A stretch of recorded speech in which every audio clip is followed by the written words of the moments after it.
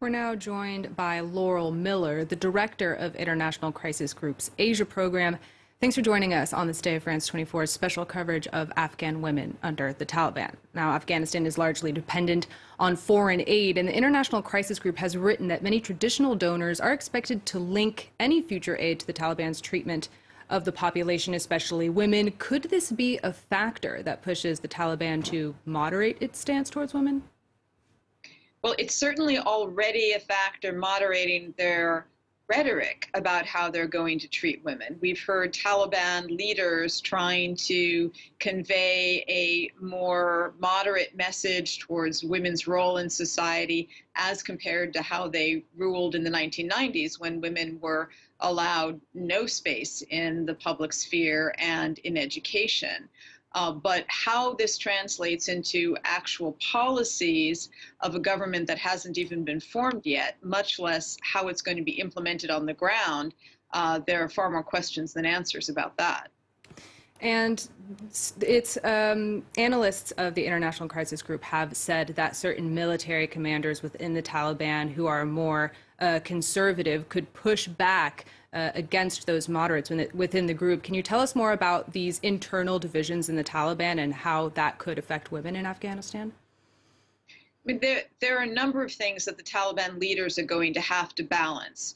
On the one hand, they're going to have to balance what it will take to be accepted as a legitimate government that receives financial support as Afghanistan has long needed.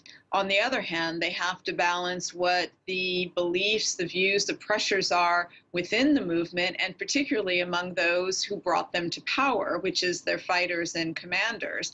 And that latter group is not going to be particularly interested in what the international community thinks about the status of women.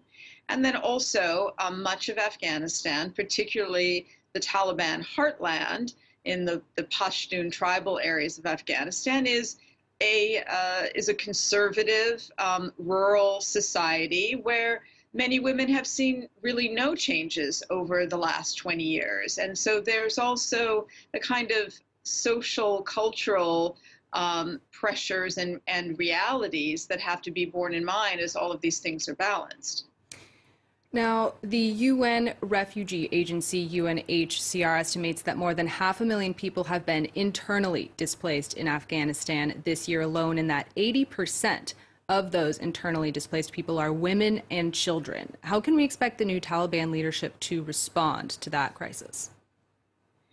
I think there's a good probability that they will be accommodating of international organizations, international UN agencies, and also nonprofit, non-governmental organizations that want to provide and will try to provide humanitarian assistance to the Afghan population and refugees. I think the Taliban leadership recognizes that that kind of support is needed, and it's in their benefit to essentially co-opt that support by allowing it to happen and take credit for that humanitarian assistance.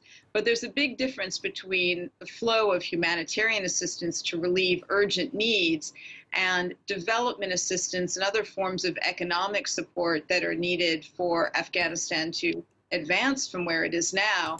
And I don't see a lot of that forthcoming anytime soon. All right, Laurel Miller, the director of International Crisis Group's Asia program, thank you so much for joining us here on the program. And we're going to continue talking more about the economic situation of women in Afghanistan with Yuka Royer from our business desk, who joins me here in the studio. Now, Yuka, a lot has changed in the past 20 years, but that's all been thrown into uncertainty in Afghanistan. Well, Claire, despite the Taliban's reassurances that the women will continue to have a role in society, a lot of the memories of when they were last back in power in the 90s was still fresh in many women's memories. And despite that, and even though a lot of progress was made in the past 20 years, it's still, Afghanistan remained one of the least gender equal countries. Now, according to the World Bank, women's participation in the workforce has increased significantly. As you can see there, since 2009, especially from 15% to nearly 22%. But that's still way down near the bottom in the global ranking and less than half the world's average of 47%. Now, under international pressure, the public sector employed more women, even in the police force and the army. Opportunities were also provided by NGOs. But in the private sector, women were often relegated to rudimentary work. A recent survey by the Asia Foundation showed fewer than 20% of respondents saying women were actually contributing to their household incomes. Now, according to UN Women, the proportion of female workers in managerial positions is just 4%. And why is that? Well, why is that? Well, a lot of that, we heard from Laurel Miller earlier that the Afghan society has always remained pretty conservative. That's one thing.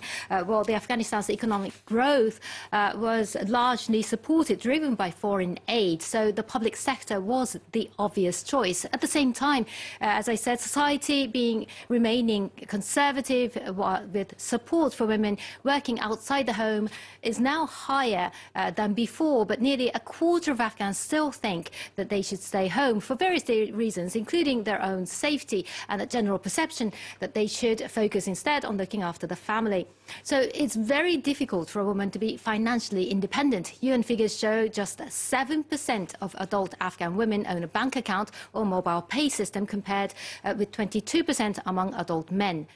Now, access to education remains one of the biggest obstacles for women. The previous Taliban government banned women over the age of 8 from going to school altogether. While that ban has been removed, a survey shows that only 40% of men strongly agreed that they should have the same equal educational opportunities as men.